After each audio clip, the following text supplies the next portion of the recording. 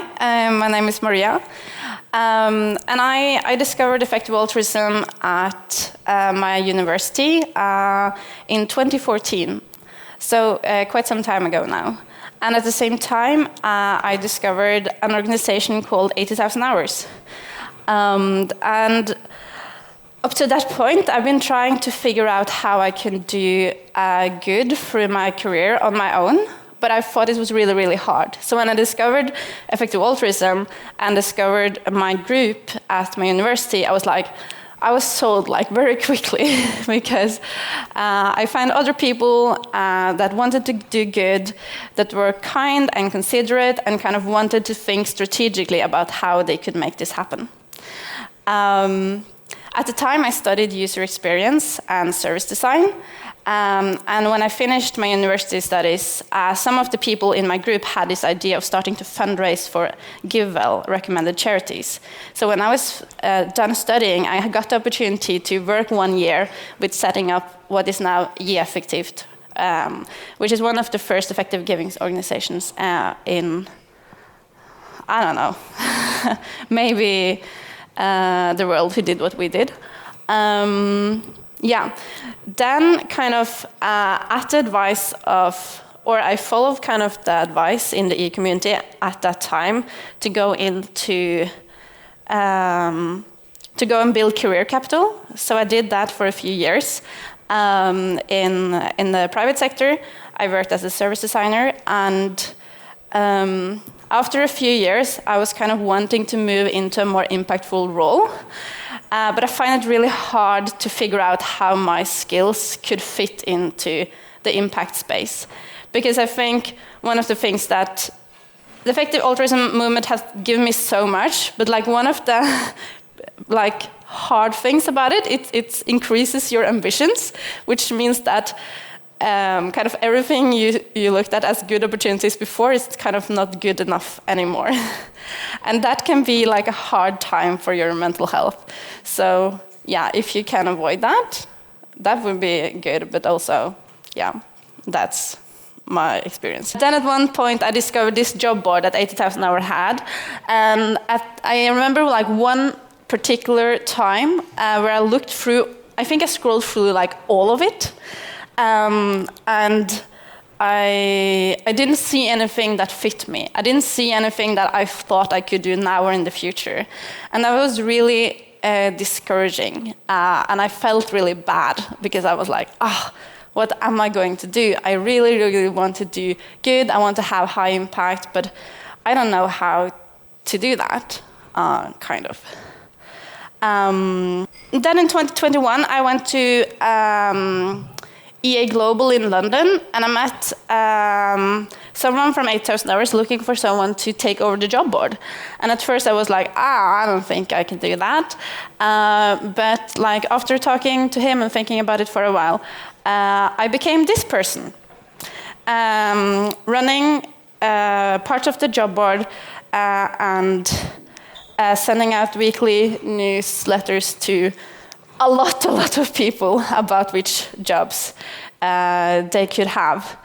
And I want to kind of, this talk is about, it's about the job board, but it's also about like how to think about careers and how we need to kind of look beyond not only the job board, but like in the effective altruism community, we have these authorities, right? And I think when you go behind the scenes and you see what's actually happening, it's good work, but it's not anything magic. So I just want to kind of let you know that you're also probably, I don't know you, but you're probably very smart and capable people. And I want to encourage you to think for yourself and not only, as I have done too much, look to these authorities. So, yeah. If you don't know, 80,000 Hours is one of the first EA organizations looking into how to do good with your careers. And they have a lot of great resources, a career guide, and many other things to kind of help you out with that problem. I think most of you are quite familiar with 80,000 Hours, but if you're not, I would hugely recommend you to go to their website and check it out. And then, yeah, the job board, which I worked on. It's a collection of what 8,000 Hours thinks are high impact jobs in different problem areas. So you can go there, you can search for a lot of different things. We have a lot of great filters now. The UX should be a bit better than it was before. And you can also set up alerts. So it's a great tool in your job search, but it's also a great tool to kind of look at, if you're not really searching for a job right now, people also use it to look at concrete job descriptions that they might working towards in the future to get a sense of what would a high impact job actually be in different kind of fields. So it's great for that also. Yeah, some behind the scenes.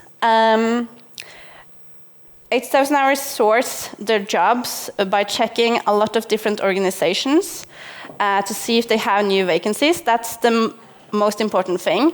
So they kind of have discovered through the research and accumulated through a lot of years a database of organizations that they think does high impact work, or that some of the jobs in the organization does high impact work.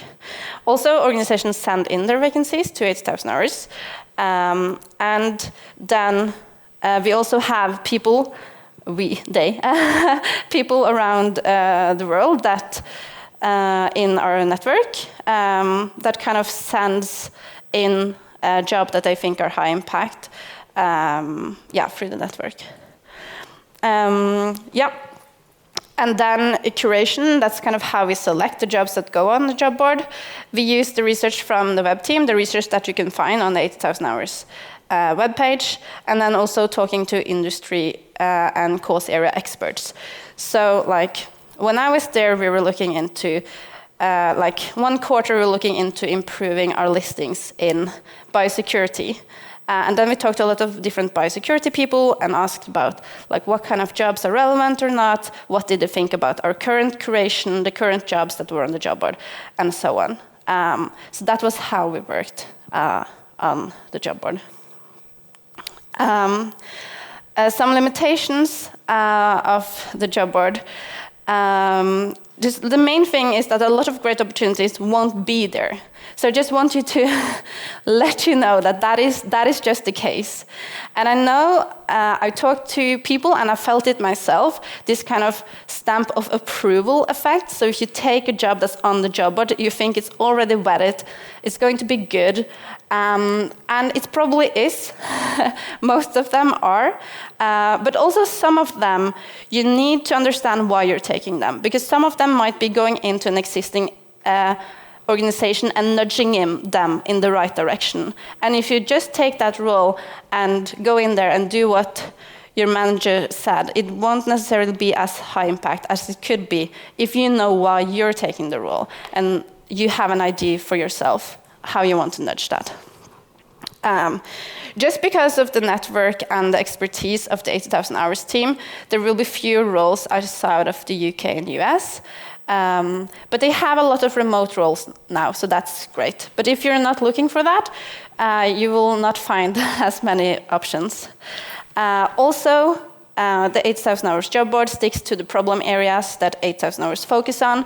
So if you want to do high impact work outside of those, because you might have another cause prioritization than 80,000 Hours does, then that's also a thing to be aware of. One other thing, if you're mostly looking for career development or career capital, building that, there will be a lot of very good roles that were a very good fit for you that will not be on the job board. Because we don't focus on specifically jobs that will be good for career development. And also that will be very specific for you and your situation, what you want to develop in. So I think if that's the case, you might need to look beyond the job board to find the best opportunity for you. Also, there are a lot of roles that are never publicly listed anywhere. So that's also one thing to know about the job market. There's a lot of ways to get jobs, and not all of them will be publicly listed. me myself got the job of job board curator, not applying to a listing, but going to a conference and talking to a person who was looking for a job. It was never publicly listed.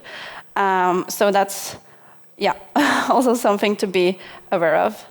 And then there's some opportunities that could be great, but are not on the job board, like funding something or earning to give opportunities, or smaller organizations that 8,000 hours is not aware of. So based on it, what can you do?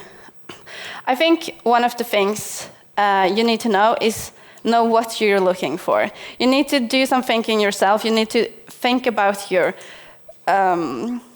course prioritization, what you value, and then really understand kind of what kind of theory of change is there here. What do I think I can do that will lead to other things, that will lead to the things that make the impact? After you kind of know something about like what you're looking for, you need to get to know your field. You need to talk to people. This conference is great for doing that. And you also should research organization that works in your field.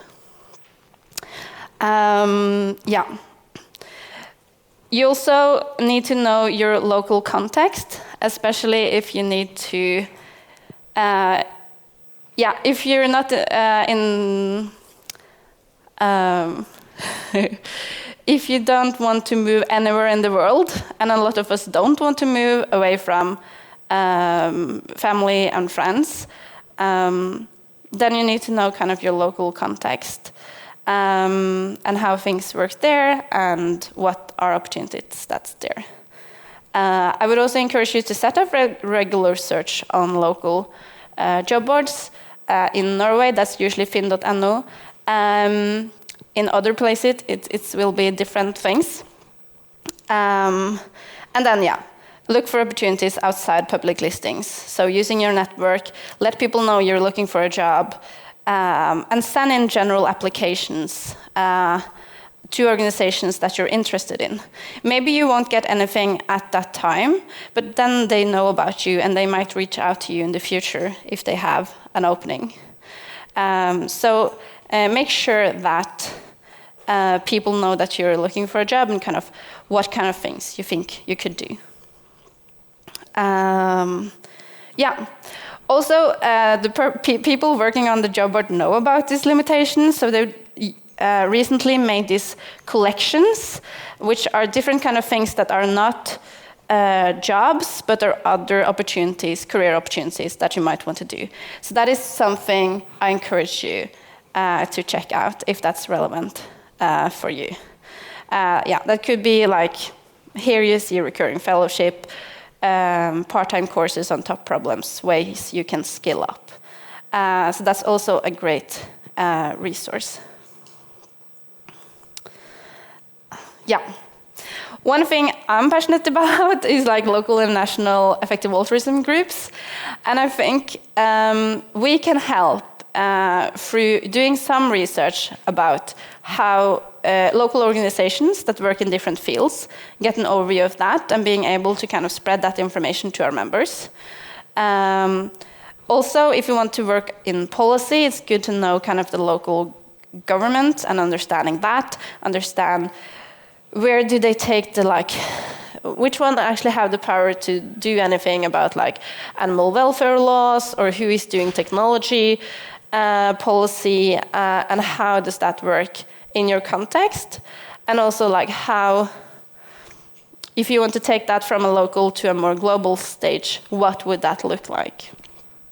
And then having some infrastructure of sharing vacancies with each other would be a really good thing. So if I'm looking for a job, I can send in Oslo, for example. I do some search and I find like a few that I think are relevant, but I probably won't for high impact, but it doesn't fit me. I can just share it with other people. And infrastructure sounds really fancy, but it can mean like a Slack channel. It just means like there's a way for one person to send out a thing and kind of list to other people. Yeah, and then regularly monitor vacancies from from different sources and sharing that with our members. Yeah. And I think that's mostly what I wanted to say, and I'm really curious to hear your questions, if you have any. But yeah, I really want to encourage you to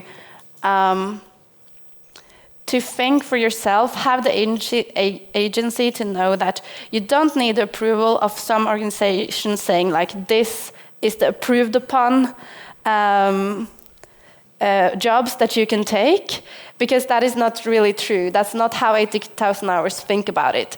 They want to make a resource to help people find a good opportunity, and I think they do a good job of doing that. But also think we need to take the responsibility as users of that site to not only focus on that, and don't be too discouraged if you don't find anything there that don't fit you. I did that, so I guess you might also feel that, but please kind of work past that and find other ways to getting to your goals. Yeah, thank you.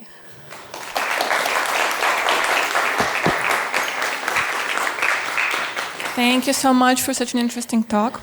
We're going to start with the Q&A now, and if you have any more questions, please submit them now on Swapcard in the live discussion. And the first question is, to which degree do you think there are serious efforts being made to include more jobs outside of UK, US, or remote, and what steps could be taken to improve this? Yeah, on the job board. I think there's been serious efforts into sourcing more remote jobs, mostly because there are jobs that you can do almost anywhere in the world. And 80,000 hours don't really have the knowledge or the capacity to kind of know what kind of jobs in France and in Norway and in Finland are the most high impact. So I think they have done some efforts to doing that, but from their point of view, they have mostly focused on remote jobs, because then the job board will be relevant to everywhere. Kind of, it's really hard to go into every local context. So to make the job board more relevant to everyone, instead of trying to find like 3 more jobs in France and then 2 more jobs in Norway, that will only be relevant for a few people. They try to expand the remote section of it. And I think that's probably a good idea. I think that we as like people from the local context could be better at sending in jobs to the job board, because that's also one thing that we can do.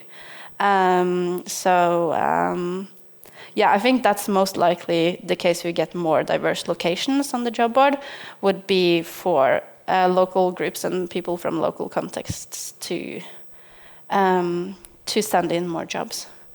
Yeah. Okay. And the second question is, do you have a sense of whether the job board listings changed as a consequence of 80,000 hours deprioritizing global health and animal welfare on their cost profiles? Yeah. So 80,000 hours has kept listings in global health and animal welfare on the job board, so they haven't removed it. But since it's not like a top cause area for 8,000 hours before, 8,000 hours was one of the organizations quite early on to take a long-termist stand, and that's their priorities. So I think they don't want to take them the global health and animal welfare jobs away from the job board, because they know a lot of people in the EA community has a different cause prioritization than they do. But they're not actively looking into sourcing more jobs in those areas.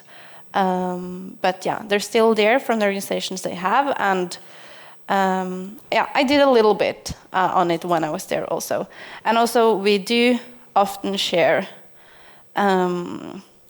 from new orgs from charity entrepreneurship, for example, that works in those spaces, so they will often be listed on the job board. So that's something that would be new. But yeah, I think does that answer the question? Yeah. Sure. And now, in relation to the first question, do you think local or national job boards can make sense, and how hard do you think that would be to set up? Yeah. It depends on what you mean by job board, kind of. I think it makes sense to have some kind of Slack channel or something where people post jobs that they find. I think it might also be sense for a national group if they have the capacity to kind of go through some of the local job boards and have some searches set up for specific organizations or policy or government things that they think are relevant. But I also think it's really